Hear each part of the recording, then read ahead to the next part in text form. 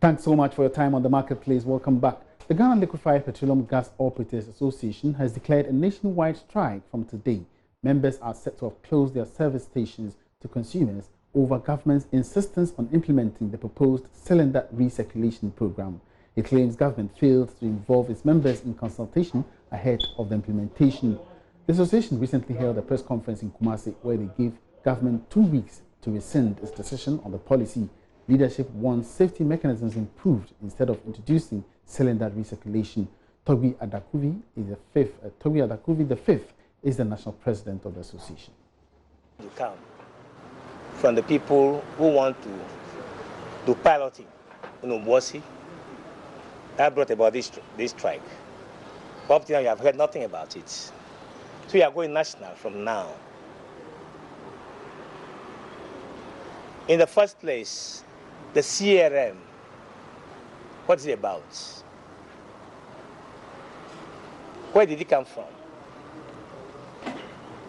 They say penetration of LPG and safety of LPG.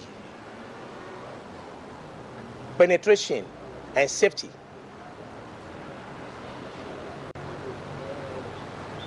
And this came from United Nations, 2012. They want the RAF folks to use gas. There was some money attached anyway to it. So the RAF folks will have access to free stoves. It would benefit some of the operators also. But unfortunately, they lied in the application. So when the United Nations man was with us, and he heard that what they said there was wrong, they cut immediately, 2012. So 2015, they brought it back, and the money even rose up to $360 million or so. If you like, don't quote the money. The money rose up higher. And this was addressed at the head office of Energy Commission.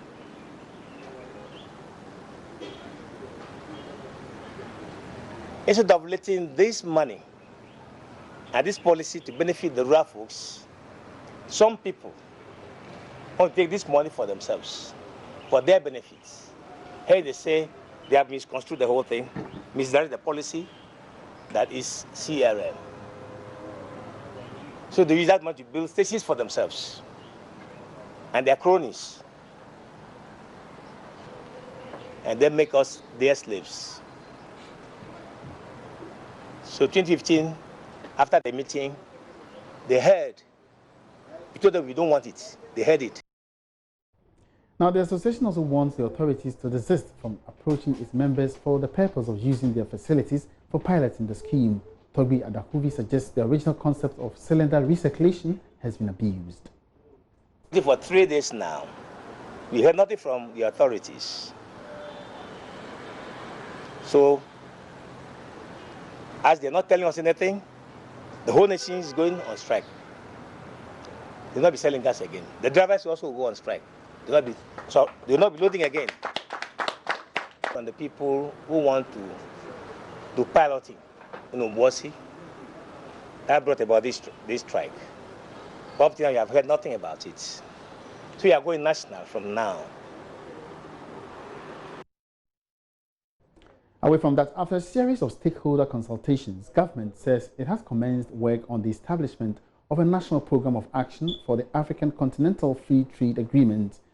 According to the Trade Minister and to the Industry Minister, Alan Chamanting, this will serve as a guideline to ensure that the member countries enjoy full benefits of the initiative.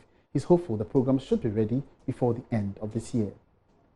We've been able to distill and elicit a number of suggestions, proposals, recommendations from the stakeholders. This is going to feed into a national program of action for the implementation of the CFTA.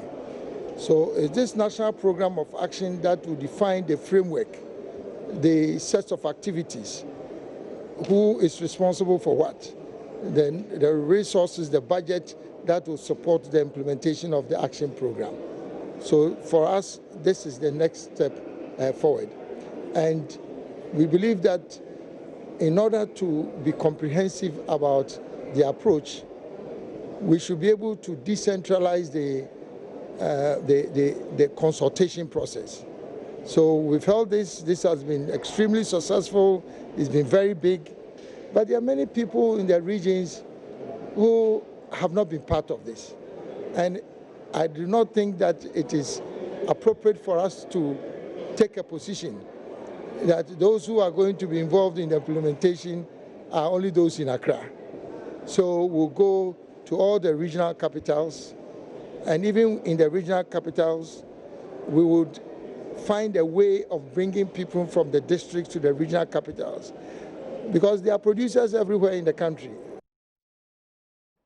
Meanwhile, Senior Minister Yao Safo says calls by some Ghanaian retail traders to drive out their foreign counterparts from the local retail market will be inimical to the development of the economy. According to him, it's rather an opportunity for Ghanaians to also tap into the huge foreign markets to make some gains. All right, so we'll bring you that story in a jiffy. But before then, let's move on to another story. Former Second Deputy Governor of the Bank of Ghana, Dr. Johnson Isiama, has revealed that measures had already been taken by the erstwhile Mahama administration and the Bank of Ghana to deal with the banking crisis at a far lower cost to the state. His comments follow criticisms of former central bank officials over how lack of proper regulation had led to the crisis in the sector. Mr. Johnson Isiama tells Joy Business claims that their inactions led to the current challenges are not accurate. When I hear all these figures, 12 billion and whatnot, it really hurts me. It hurts me because it was completely avoidable. I mean, we had a clear plan to deal with the issues. And if we had remained in office, I can tell you, we wouldn't have been where we got to. In any case, there were choices that had to be made. We wouldn't have wasted all the time. And you know, these are banks we are talking about. Every month that passes, they have to make further provisioning. Their liquidity situation deteriorates every passing month. And so I'm happy to tell you some of the things that happened. What I tried to do, even when the new leadership came. You know, I remember somewhere early May, for example, Dr. Addison had just reported for office. I think that was about a month or so after he came. That early morning, I had that heavy heart because, you see, I was dealing with Unibank. They were experiencing these, what we call the daily clearing failures. You know, banks have to clear each day. Doc, I'll be coming to the specific bank issues, but let's first get the understanding. Since you were, if I stand to be corrected, since you were looking at the banking space supervision and all that. Directly. For you, what was the cause of the problem with respect to these banks that had serious liquidity issues and solvency issues? Okay, so what was the genesis of the problem? The genesis of the problems, put it in two parts. One part, call it the general cause, you know, more or less factors that affected every bank. And then the second part, call it the idiosyncratic causes. That is specific banks that did certain wrong things, etc., and therefore it impacted on them. What those banks were doing was not known to us. And so, I mean, we can go through that as well. But in terms of the general causes, it all started from the macroeconomic difficulties we had since 2012. It started from 2012. Okay. Remember the doomsaw problem? When the severe doomsaw crisis that we had impacted on the government's fiscal position. The sharp drop in commodity prices. Remember, oil prices dropped from somewhere around $120 million per barrel. At the time, it got down as low as $27 per barrel. Those things exert fiscal shocks. So suddenly, fiscal space is taken away. And so a lot of payments that government needed to do could not be done. And so the debts began to build up. Debts to VRA, debts to TOR, debts to the BDCs, all that began to build up. And it was an issue all the IMF Article 4, meetings that came, it was on the table, it was being developed.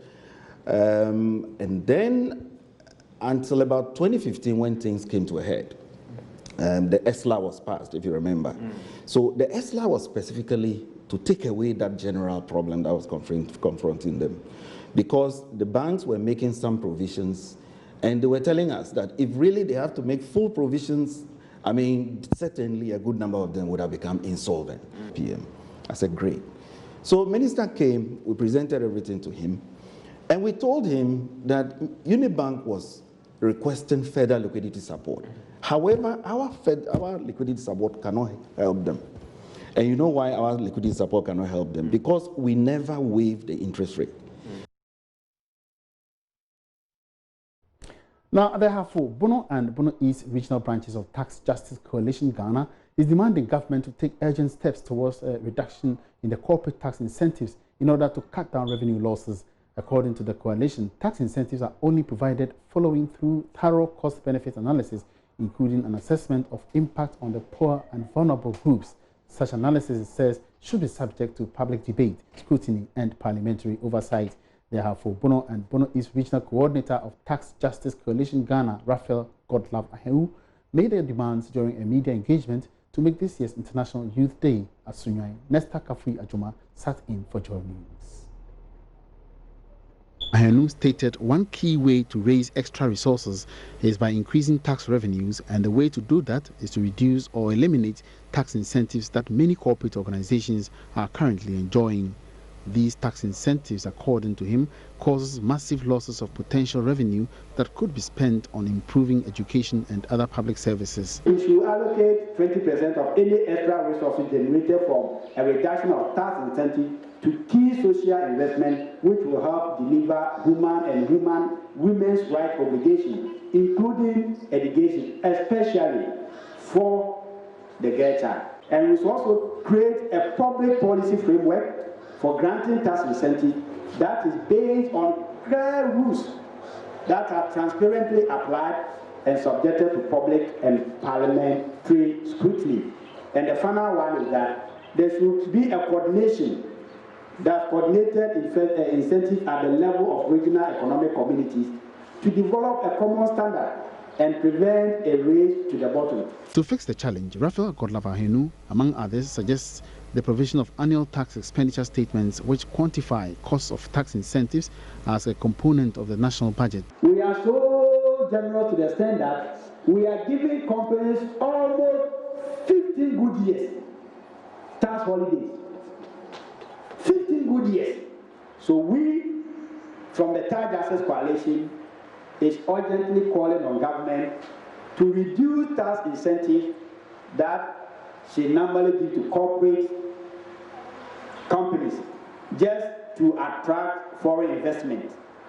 We are saying that we should reduce it. We are not saying that government shouldn't give tax incentives. Fine, if you give tax incentives, give back to maybe 2 years or 1 year or other incentives.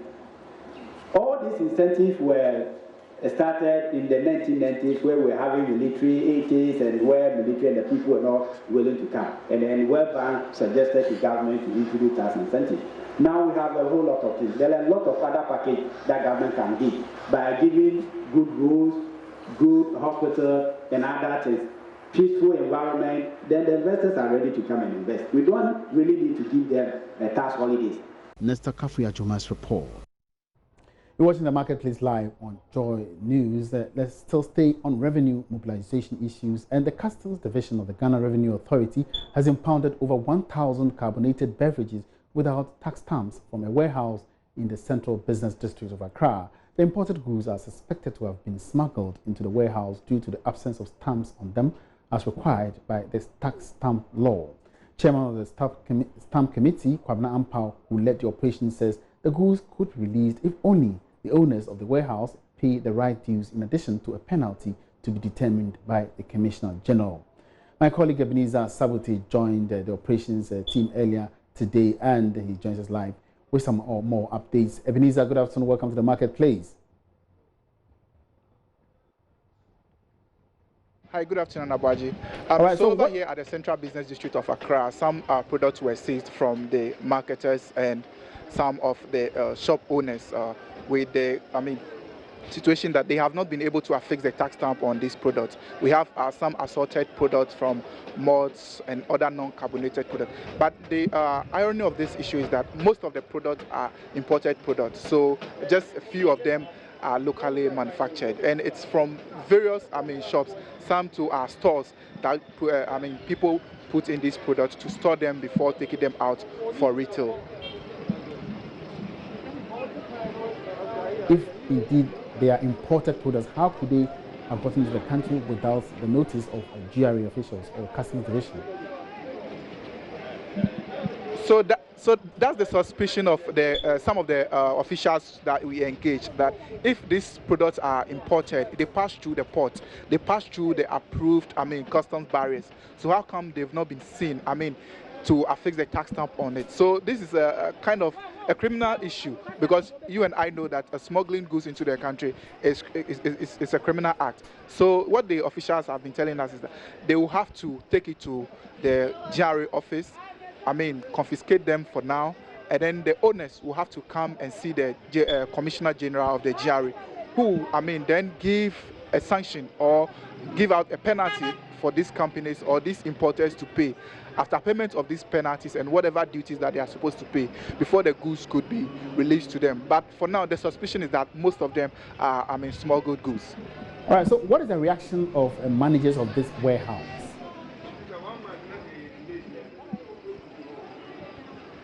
So about 2 of the managers I engaged indicated to me that the products came into the country just yesterday and some came in this morning. So they themselves are not too abreast with whatever product they are, but they are yet to do their check-ins to know whether all of them have the tax stamp on them.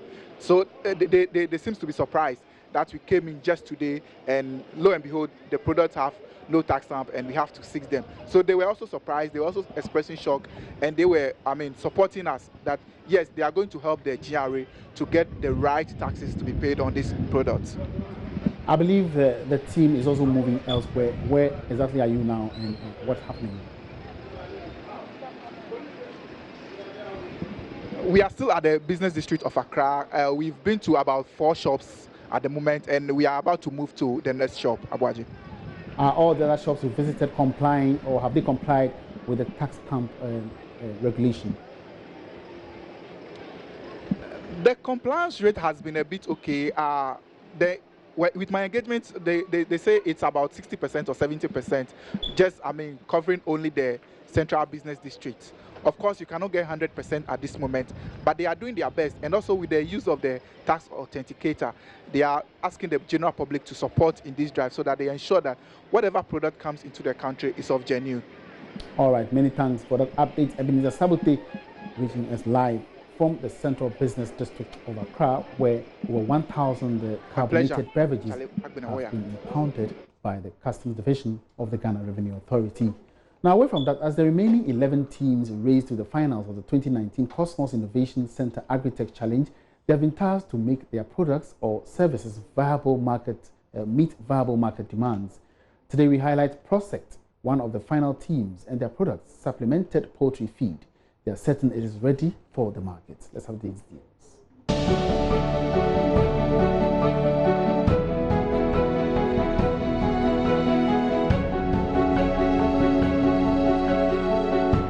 The team is on one of its frequent visits to a poultry farm in Midyea, located in the Gan West district of the Greater Accra region. Today, they are here to assess the effects of their insect-based protein feed, Prosect, on the growth of some 20-some poultry chicks. The group to my right here is feeding on our Prosect feed, which I said earlier, that is composed of our insect-based protein source. The other team here, which is the conventional feed, are feeding from a feed mix whose main protein input is obtained from soya bean meal. They are currently 1 week old, and over the period, we'll be measuring them against these 3-4 key areas. One is the feed efficacy as far as they convert the feed that we give them into flesh. For day-old chicks, the average weekly mortality rate stands at 1.4%. But thankfully for these gentlemen, all the 20 birds under investigation are alive and sound. With a good sign on the feed's effect on mortality, it's now time to check another important aspect of the chicks' growth, their weight. Okay, this is 50. 56.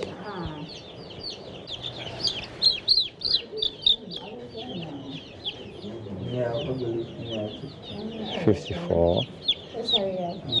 On an average, the processed-fed birds weighed 5 to 6 grams more than the birds on the conventional feed. Owner of the farm, Vida Vroom, curious of the benefits of processed, introduced the feed to her 4-week-old birds. The decision, she says, was a good one as she's already seen good results. If you come to mortality, if I'm able to raise about 100 birds, I think with the conventional feed I can lose about 5 to 10%. But the insect feed, I think it's about 2 or 1%. So I think the insect feed is far better than the conventional. Talking about the growth too, if I raise from day 1 up to maybe 4 weeks, I'm able to get 1 kilo plus with the insect feed. But the conventional feed, maybe 500 grams, that is for about 4 weeks. So I think the insect feed is far better than the conventional feed. The pilot test of processed has been made possible thanks to the series of critique and guidance from supervisors and ideation team members at the Cosmos Innovation Center. Supplemented with an amount of 2,000 cedis for the creation of the minimum viable product, these teams are expected to make their business viable before their final pitch in September. Fred Odame Phillips is the programs officer at KIC. Once the groups have moved into the MVP and the go-to-market stage of their businesses, we basically would support them with some technical advice. What we also do is provide linkages as and when it's necessary. So if you look at PROSEC, for instance, there was a need for us to have gotten some expert from CSIR to support them in their technical formulation. Post that, we also looked at how we could connect them to some key stakeholders within the industry, such as the Ghana Poultry Farmers Association, and also try and identify some key regulatory players to be able to kind of support them. For Kwabna, Emmanuel and Nana, their vision is not just a business, but a solution to Ghana's poultry sector challenges by providing wholesome chicken for consumption and as well as a good business venture for farmers. For Joy Business, Karen Dodu.